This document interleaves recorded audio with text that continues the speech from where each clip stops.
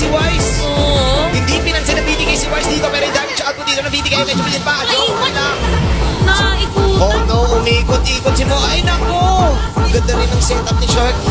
Iba rin mag-setup sa Shark dito. Makawala din si Omay Venus. This time, Haji, finally, makakuha. Si Haji, carry ka na po siya, Nil. Nako, eto na.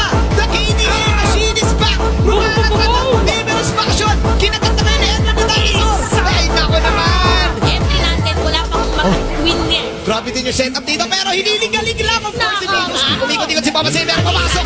Superstar sa dalawa. May taplato and Haji. Sa dalawang kupunan. Alis muna dito, Blacklist International. Aray, Hindi kay...